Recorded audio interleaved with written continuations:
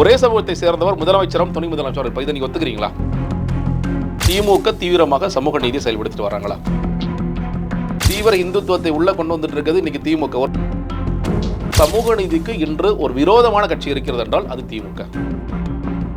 தமிழ்நாடு அரசாங்கம் சார்பாக சதன் ரயில்வேக்கு ஒரு லெட்டர் எழுதிருக்கீங்களா? ஒரு சைடு ரோடே அடைச்சு விஐபிக்காக விட்டாங்க சார்.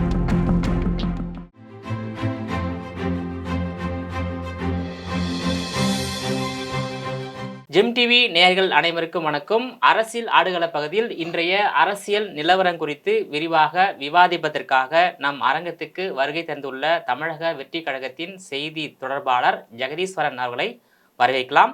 சார் வணக்கம். வணக்கம். நல்லா இருக்கீங்களா சார்? இப்போ தமிழக வெற்றி கழகம் தமிழ் தேசியத்தை முன்னிலைப்படுத்த போகிறதா இல்லை திராவிடத்தை முன்னிலைப்படுத்த? அதற்கு நீங்கள் அக்டோபர் 27 தலைவர் அவர்கள் மாநாட்டில் என்ன பேச போகிறார் என்கிறதா. ஏன்னா நாங்கள் இதை சொல்றது கொள்கை திருவிழா, கொள்கை பிரகடன மாநாடாகத்தான் இருக்க போகின்றது தான் நாங்கள் மறுபடியும் சொல்லிட்டு இருக்கோம். அப்போ எந்த பாதையில் பயணிக்கிறோம் என்பதை நாங்கள் சொல்லிவிட்டோம். எங்களோட முதல் அறிக்கையிலிருந்து பிளவுவாத அரசியலுக்கு நாங்கள் எதிரானவர்கள், நீங்கள் நிறைய சீர்கேடுகள் இருக்குது, நிர்வாக சீர்கேடுகள் இருக்குது, தமிழக மக்களின் உரிமைகளுக்காக நிற்க போகின்ற கட்சியாக எங்களுடைய தமிழக வெற்றி கழகம் இருக்கும், எல்லாமே சொல்லிட்டோம்.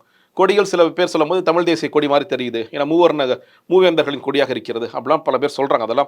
அதான் இன்னொரு பக்கம் நம்மளுடைய உறுதிமொழி எடுக்கும் பொழுது நாம் மொழிப்போர் தியாகிகளுக்கு நாம் வீர வணக்கம் செலுத்தினோம் சொன்னால் நீங்கள் திராவிட சைடு போறீங்களா அப்படின்னு. அதான் அந்த திராவிடங்கிற வார்த்தையில் நிறைய குழப்பங்கள் பிரச்சனைகள் இருக்குது. ஆனால் எந்த பக்கம் போகின்றோம் அல்லது எதை எடுத்து பேச போகின்றோம் என்பதை நீங்கள் அக்டோபர் 27 தலைவர்கள் மிக தெளிவாக சொல்வார். ஒவ்வொரு பிரச்சனைகளுக்குமான நிலைப்பாடு என்ன, கொள்கை ரீதியாக நாம் எந்த பக்கம் நிற்கின்றோம், எதை நோக்கி போகின்றோம். ஆனால் ஒரு விஷயம் ரொம்ப இதுவரைக்கும் நீங்கள் நாம் கடந்து வந்த பாதையில் அறிக்கைகள் நீங்கள் தெரிந்து கொள்வது என்பது, நாம் வலதுசாரி பக்கம் போவது கிடையாது, பாஜக சார்ந்து நாம் போகிறது கிடையாது, வலதுசாரி பக்கம் போகிறது கிடையாது, அவர்கள் எதிரானவர்களாக தான் இருப்போம். அது நம்மளுடைய கொள்கை தலைவர்களாக பெரியார் இருக்கின்றார், அம்பேத்கர் இருக்கின்றார், காமராஜர் இருக்கின்றார் என்று சொல்லும் பொழுதும், பெரியார் திடலுக்கு தலைவர் அவர்கள் நேரடியாக சென்ற மாலை அணிவித்த போதும் ஒரு விஷயம் தெளிவாக தெரியும், இது வலதுசாரி அரசியல் கிடையாது.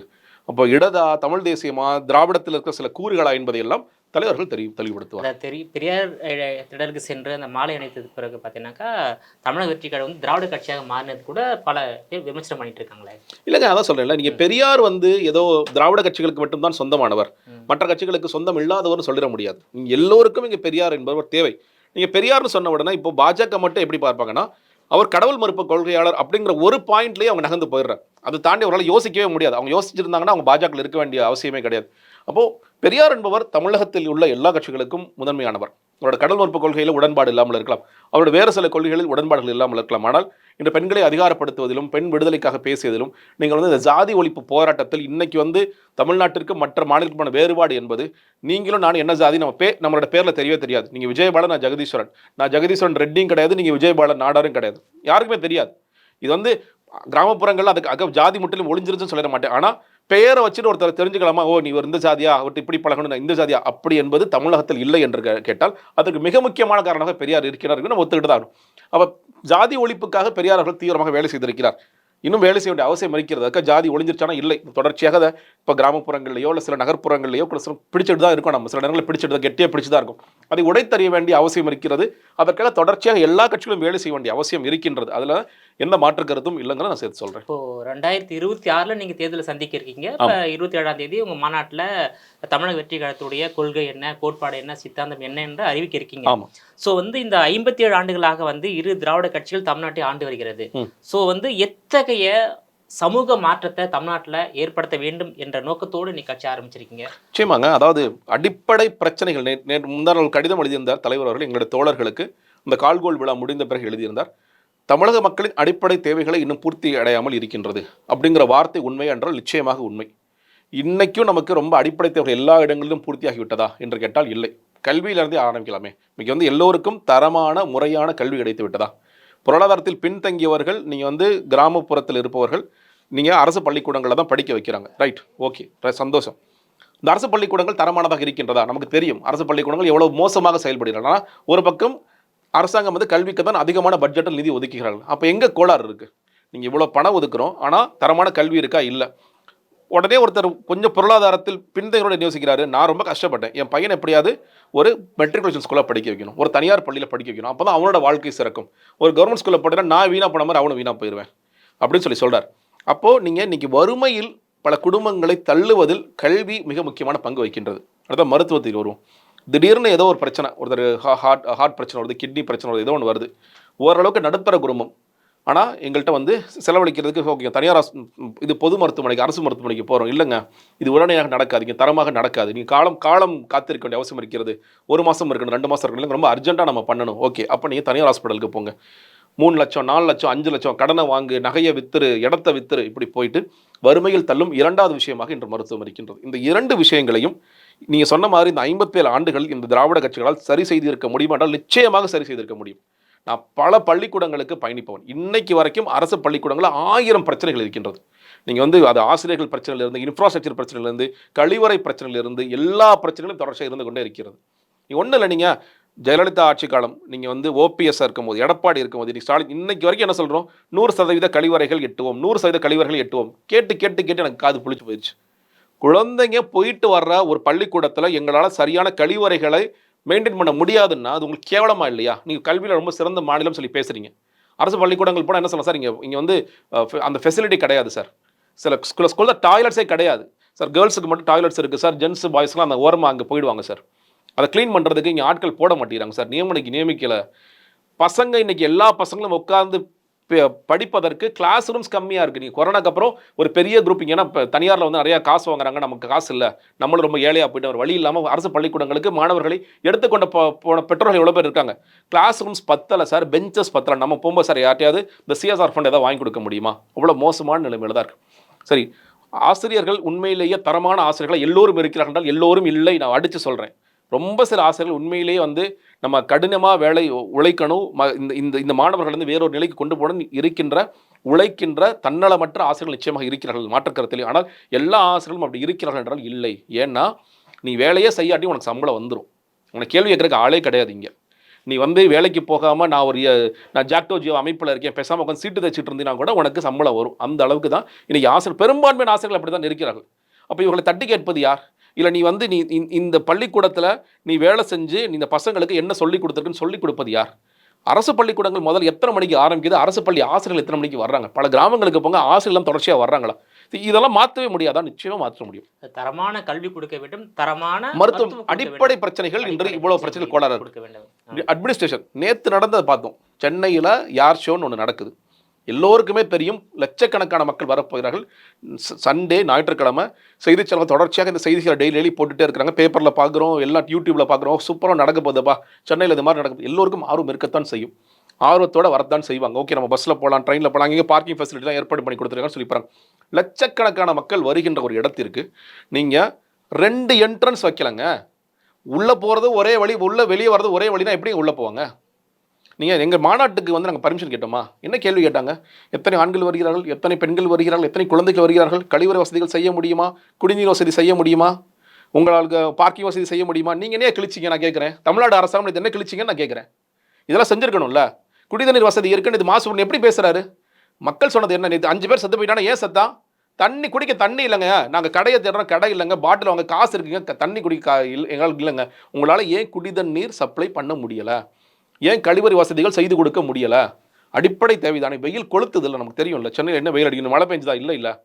எல்லோருக்கும் வந்து நீங்கள் உங்கள் கையாளாகத்தனத்தில் அட்லீஸ்ட் என்ன சொல்லியிருக்கலாம், அப்போ லட்சக்கணக்கான கூட்டங்கள் எதிர்பார்க்கின்றோம், தயவுசெய்து வராதிங்க, எங்களுக்கு வந்து நாங்கள் கையாளாகாத அரசு, வீட்டில் உட்காந்து டிவியில் பாருங்கன்னா சொல்லியிருக்கலாம்ல. இவ்வளோ பேர் வந்துடாதீங்க, கட்டுக்கணக்காத கூட்டம் வராதிங்க. நீங்கள் ட்ரெயின்ஸ் கம்மியாக போயிடுச்சு. நீங்கள் வந்து ரயில்வே துறைக்கு, ஐயா நாங்கள் அதிகமான கூட்டத்தை எதிர்பார்க்கின்றோம், அதிகமான ரயில்களை விடுங்கள் சொல்லி லெட்டர் எழுதுறீங்களா? நீங்கள் தமிழ்நாடு அரசாங்கம் சார்பாக சதன் ரயில்வேக்கு ஒரு லெட்டர் எழுதிருக்கீங்களா? இல்லை. இந்த மெட்ரோ ரயில் நிர்வாகத்தில் லெட்டர் எழுதுறீங்களா? இல்லை. மெட்ரோ ரயில் அவங்களா புரிஞ்சுக்கிட்டு ஓகே ரொம்ப கூட்டமாக இருக்குது, 3 நிமிஷத்துக்கு ஒரு ட்ரெயினை விடுப்போம் அவங்க முடிவு பண்ணுறாங்க. அந்த புத்தி கூட உங்களுக்கு இல்லை. நீங்கள் முதலமைச்சராக இருப்பவர்களுக்கும், துணை முதலமைச்சராக இருப்பவர்களுக்கும், அமைச்சர் பெருமக்களாக இருப்பவர்களுக்கும் இவ்வளோ டிரான்ஸ்போர்ட் ஃபெசிலிட்டி செய்யணும், இவ்வளோ தூரம் மக்களை நடக்க வைக்கிறோம், பாவம் ஏற்கனவே வெயில நடந்து வர்றான், திரும்ப எப்படி வெளியே போவான் அப்படிங்கிற அடிப்படை அறிவில்லாத, அடிப்படையாக செய்து கொடுக்க வேண்டிய நிர்வாக ரீதியான விஷயங்களை கூட செய்து கொடுக்க முடியாத ஒரு அரசாங்கம் இருக்கிறது. ஆனால் அதே நேரத்தில் விஐபி கேலரியில் என்ன பார்த்தோம்? சந்தோஷமாக பார்க்குறாங்க. மேலே நல்ல ஃப்ளைட்டு பறக்குது, சூப்பர். முதலமைச்சரோட மனைவி, துணை முதலமைச்சர், அமைச்சர் பெருமக்கள், அரசு அதிகாரிகள் எல்லாருக்கும். ஏன்னா என்ன சொல்றாங்க சார், ஒரு சைடு ரோடே அடைச்சு விஐபிக்காக விட்டாங்க சார். மக்களுக்கு பாதுகாப்பு இல்லை, விஐபிக்காக ஒரு பக்கம் ரோடு அடைச்சு வச்சிருக்காங்க. விஐபிக்காக நான் சொல்கிறேன், கூட்டம் தெரியுதுல்ல, விஐபி கிளம்பி போக வேண்டியதானப்பா, ரோட்டை எடுத்து விடு, நாங்கள் போய் வீட்டை போய் டிவியில் பார்த்துக்கிறேன், நாங்கள் உட்காந்து என்ன கிளிக்க போகிறோன்னு சொல்ல வேண்டியதானே? ஏன் உங்களுக்கு யார் உங்களை பார்க்கலன்னு அழுதுது? இல்லை நீங்கள் உங்க வேற எங்கேயும் உட்காந்து பார்க்கவே முடியாதா?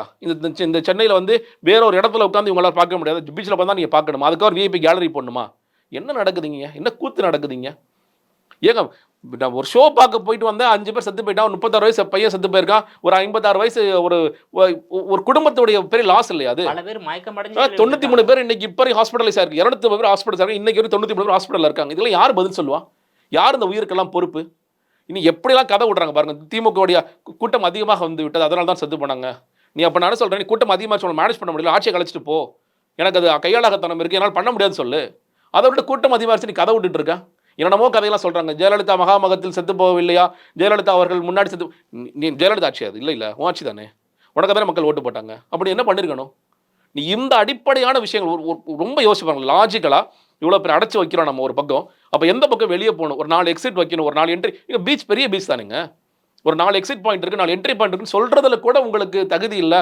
இல்லை கொஞ்சம் கொஞ்சமாக நீங்கள் நம்ம மக்களை கொஞ்சம் அடைச்சி விட்டுருக்கலாம். ஏதாவது எந்த எல்லாரும் சொல்கிறேன் சார், போகும்போது போலீஸ் இருந்தாங்க சார், வரும்போது போலீஸை காணோம் சார்ங்கிறாங்க.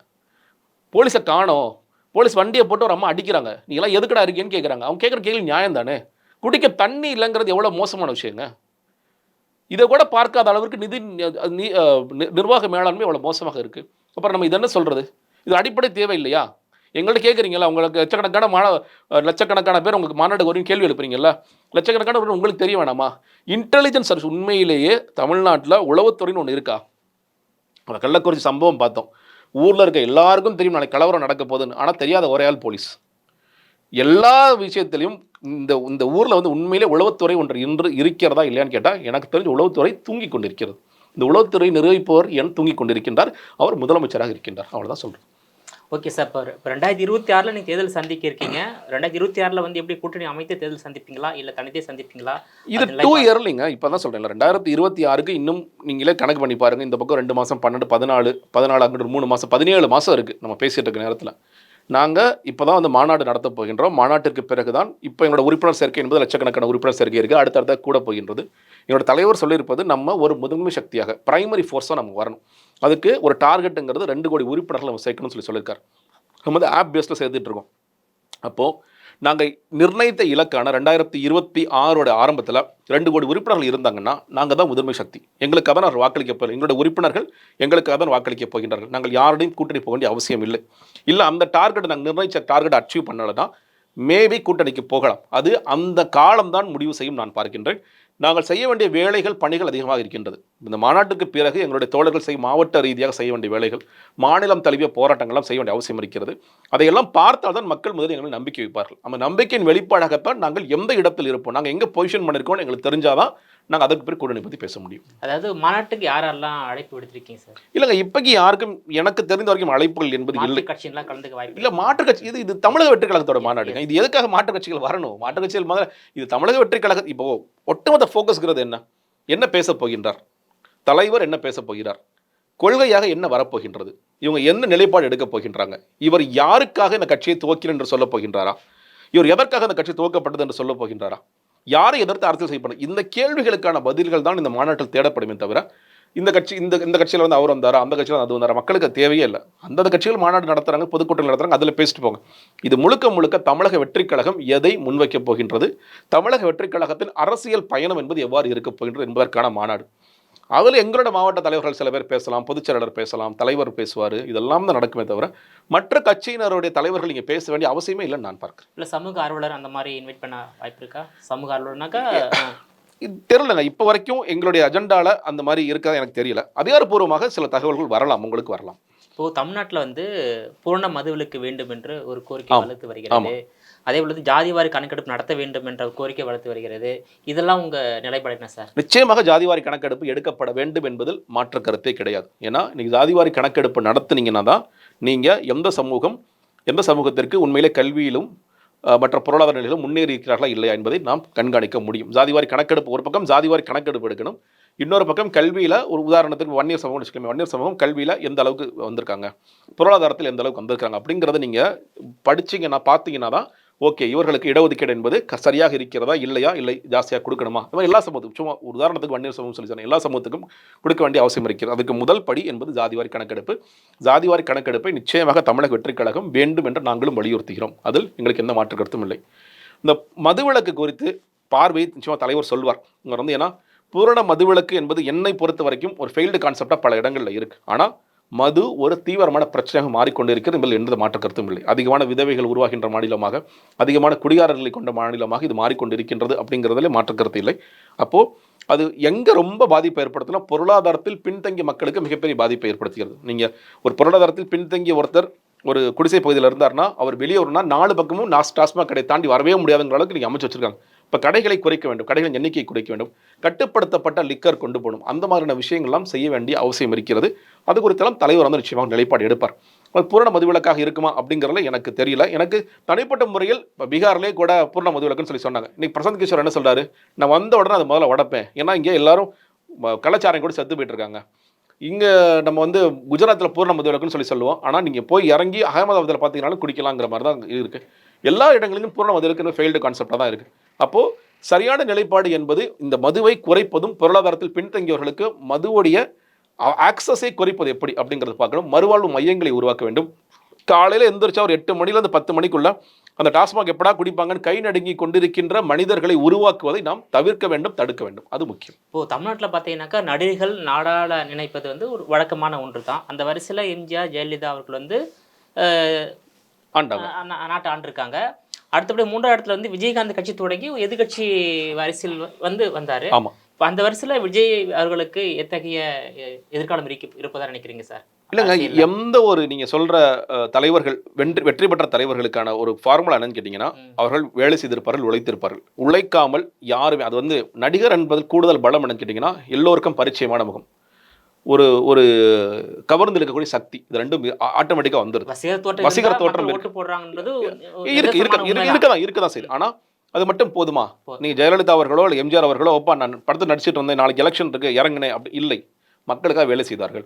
எம்ஜிஆர் அவர்கள் திமுகவில் வேலை செஞ்சார், ஊராக போனார், ஒரு எலெக்ஷன் ஃபுல்லாக பார்த்தாரு, எலெக்ஷன் என்னன்னு தெரிஞ்சுக்கிட்டாரு, மக்களுடைய அன்பை பார்த்தார், பெற்றார். துணிச்சலாக வேறொரு கட்சியை துவங்கி அவர் வந்து திமுக எம்எல்ஏ ஆனார். அதுக்கு பிறகு துணிஞ்சு ஒரு கட்சியை ஆரம்பிச்சு போக முடிஞ்சது. விஜயகாந்த் அவர்களும் மக்களை பார்த்தார், சந்தித்தார். திமுக அதிமுக 2 தரப்பையும் போட்டு அடின்னு அடித்தார். அதற்கு பிறகு மக்கள் அவரை ஆதரித்தார்கள். முதல் தேர்தலிலே அவர் வந்து ஒரு சட்டமன்ற உறுப்பினராக்கினாங்க, அடுத்த தேர்தல் எதிர்க்கட்சி தலைவராக்கினாங்க, 10% வாக்கு வரைக்கும் கொடுத்தாங்க அப்படிங்கிறது வரலாறு.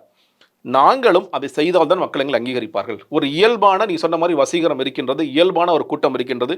ஒரு இளைஞரின் பெரும்பட்டாலும் பெண்களின் பெரும்பட்டாலும் எங்களை நோக்கி வருகிறதா? நிச்சயமாக வருகிறது, எனக்கு மாற்று கருத்தே இல்லை. அதுக்கு வந்து காரணம் ஒரு சினிமாவும் ஒரு காரணமாக இருக்கலாம். நாங்கள் சொல்லி வருகின்ற எந்த பக்கம் நாங்கள் செல்ல போகின்றோம் அல்லது எந்த பக்கம் நாங்கள் செல்ல மாட்டோம் என்கிற ஒரு அரசியல் நிலைப்பாடுகளாகவும் இருக்கலாம். ஆனால் அது ஒன்று மட்டுமே போதுமான கேட்டீங்கன்னா பத்தாது. நான் தான் சொன்னேன் இல்லையா, லட்சக்கணக்கான உறுப்பினர்கள் இருக்காங்க. ஆனால் நான் 2 கோடி நாங்கள் எதிர்பார்க்கணும். இப்போ இந்த 2 கோடி எதிர்பார்க்கிறோம்னா நாங்கள் அதற்கு வேலை செய்ய வேண்டும். கட்டமைப்புகள் ரொம்ப ரொம்ப முக்கியம். 2 கோடி பேர் உறுப்பினர் கட்டமைனாக்கா தேர்தலில் வந்து கூட்டணி அமைக்க மாட்டீங்க, தேவையில்லையே. கூட்டணி அமைப்பாளர் தேவையே இல்லையே. நான் ஏன்னா ஒரு வித்தியாசம் தெரிஞ்சுக்கோங்க, திமுக அதிமுக 2 கோடின்னு சொல்லி சொல்கிறாங்க. ஆனால் அவங்கள பேப்பர் ஃபார்ம்ஸில் பண்ணுறாங்க, அது உண்மை இல்லை. இன்னொன்று ஏன் உண்மை இல்லைன்னு சொல்கிறேன்னா, நீங்கள் தேர்தல் முடிந்த பிறகு அந்த நம்பர்ஸை பாருங்கள். நீங்கள் 2 கோடி சொல்கிறாங்க, 93 லட்சம் 94 லட்சம் தான் வாங்குறாங்க வாக்கு. அப்போ உங்களுக்கு உறுப்பினர்கள் இல்லை. நம்மளுடைய ஆப் வந்து அத்தன்டிக்கான ஆப்பு. நான் 2 கோடி சொன்னால் 2 கோடியில் போலிகள் இருக்கக்கூடிய வாய்ப்புகளே கிடையாது. உங்களுடைய பேர் தமிழக தேர்தல் வாக்காளர் பட்டியலில் இருந்தால் மட்டும்தான் நீங்கள் உறுப்பினராக ஆக முடியுங்கிறதா நம்ம வச்சிருக்க சட்டம். ஸோ அதனால தான் நான் சொல்கிறேன், 2 கோடி ஜென்யூனான உறுப்பினர்கள் ஆனாங்கன்னா அவசியமே இல்லை நம்ம வந்து பிரைமரி ஃபோர்ஸாக இருப்போம். நீங்கள் ஒன்று கட்டமைப்பு என்பது ரொம்ப ரொம்ப முக்கியம். அந்த கட்டமைப்பை அதிமுகவும் சரி விஜயகாந்த் அவர்களும் சரி அவருடைய ரசிகர் மன்றத்தின் மூலியமாக மாற்றிய காரணத்தினால் அவர்களுக்கு ஒரு பெரிய வலுவாக இருந்தது. அதே ஒரு பலம் நமக்கும் இருக்கிறது. மக்கள் இயக்கத்திலிருந்து வருபவர்கள் எல்லோருமே வந்து தமிழக வெற்றிக் கழகத்தின் நிர்வாகிகளாக மாறுகின்ற காரணத்தினால் நமக்கு ஒரு பலமான கட்டமைப்பு என்பது இருக்கின்றது. இவருக்கான ஒரு ஓட் பேங்குங்கிறது ஏற்கனவே இருக்குது. இவருக்கான மீடியா பலம், சமூக ஊடக பலம் என்பது இருக்கிறது. செய்ய வேண்டியது மக்களுக்கான பணிகள். அந்த மக்களுக்கான பணிகளை மட்டும் நாம் சரியாக செய்தோம் என்றால், ஒன்றில் சின்ன உதாரணம் சொல்கிறேனே, இவர் இறங்கி ஒரு நடைபயணம் போகிறார். இந்த படம் முடிச்சதுக்கப்புறம் இறங்கி நடைபயணம் போகிறார். செக்டாரை சந்திக்கிறார். மீனவர்களை சந்திப்பது, மாணவர்களை சந்திப்பது, வணிகர்களை சந்திப்பது, இந்த மாதிரி ஒவ்வொரு குரூப்பாக ஒவ்வொரு 4-5 மாவட்டம் 5-6 மாவட்டம் சந்திக்க ஆரம்பித்தாலே இந்த களம் என்பது வேறு விதமாக மாறிவிடும். அப்பொழுது நாம் எதிர்பார்க்கின்ற அந்த முதன்மை சக்தியாக நாம் தான் இருப்போம். இப்போ தமிழ்நாட்டில் இரு திராவிட கட்சிகளை எதிர்த்து அரசியல் செய்ய போகிறீங்களா இல்லை? கண்டிப்பாங்க. இங்கே எல்லா அரசியல் கட்சியிலும் இதுதான் அரசியல் செய்யணும். முதன்மை சக்தி என்பது சொல்லும் பொழுது நம்ம வந்து இவங்களை எதிர்க்க மாட்டோம், அவங்களை எதிர்க்க மாட்டோம். இல்லைங்க, நீங்கள் இயல்பாகவே நாம் சொல்கின்ற ஒவ்வொரு விஷயமும் ஆளுங்கட்சியான திமுக எதிர்த்து தான் இருக்கும், ஆளுங்கட்சியான பாஜக எதிர்த்து தான் இருக்கும். இவர்கள் இருவரும் ஏன்னா இன்னைக்கு அதிமுக வந்து அரசாங்க ரீதியான கொள்கை நிலைப்பாடுகள் சொல்ல போகிறது கிடையாது. நம்மளுடைய அரசியல் ரீதியான எதிரிகளாக திமுக பாஜக நிச்சயமாக இருப்பார்கள். அவர்கள் எதிர்த்து தான் அரசியல் இருக்கும். மற்றவர்கள் சில நேரங்கள் நேசக்தியாக இருக்கலாம், இஷ்யூ பேஸ்டில். சில நேரங்கள் அவர்கள் சொல்கின்ற விஷயங்கள் மாற்று கருத்து இருந்தால் அதற்கும் நாம் மாற்று கருத்துகள் சொல்வோம். இப்போ 2026 தேர்தலில் வந்து சீமானுடன் கூட்டணி அமைக்க வாய்ப்பு இருப்பதாக ஒரு தகவல் வெளியாகி வருகிறது. தமிழக வெற்றி கழகம் அந்த மாதிரியான நிலைப்பாடு எடுக்குமா? இல்லைங்க, நான் தான் சொல்கிறேன் இல்லையா, இப்போது நாங்கள் ஒரு கட்சி ஆரம்பிச்சிருக்கோம். நம்ம கட்சி ஆரம்பிச்சிருக்கிறதுக்கான காரணம் என்னன்னு கேட்டிங்கன்னா, நம்ம மக்களுக்கு சேவை செய்யணும், மக்களுக்கு சேவை சேவை செய்ய செய்யணும். வேண்டும். அதற்கு ஒரு அரசியல் அதிகாரம் என்பது வேண்டும். அந்த அரசியல் அதிகாரத்தை தமிழக வெற்றிக் கழகம் பிடிக்க வேண்டும் என்று சொன்னால் தமிழக வெற்றிக் கழகம் தான் தலைமை வைக்க வேண்டும் என்பதுதான் ஒரு இயல்பான ஒரு புரிதலாக இருக்கும். இப்ப ஒருவேளை சீமான் கூட்டணி அமைத்தாலும் சரி, இல்ல சீமான் அவர்கள் ரொம்ப தமிழக சொல்லிட்டாரு. தலைமையில தான், இல்ல சீமான் தெளிவா சொல்லிட்டாரு, நாங்க எங்களோட தலைமையில தான் யார் வர்றாங்களோ நாங்க சேர்த்துக்கோன்னு சொல்லி சொல்றாரு. அதான் முன்னாடி சொன்னேன், கூட்டணி என்பது 2026 அது முடிவு செய்யப்படும். அவங்க தான் எங்களோட நிலைப்பாடு. உங்களோட விரிவான தகவலுக்கு ரொம்ப நன்றி சார். நன்றி. நீங்களே மீண்டும் இது போன்ற மற்றொரு அரசியல் ஆடுகளத்தில் மற்றொரு ஆளுமையுடன் சந்திக்கிறேன். அதுவரையில் உங்களிடமிருந்து விடைபெறுவது நான் உங்கள் விஜயபாலன்.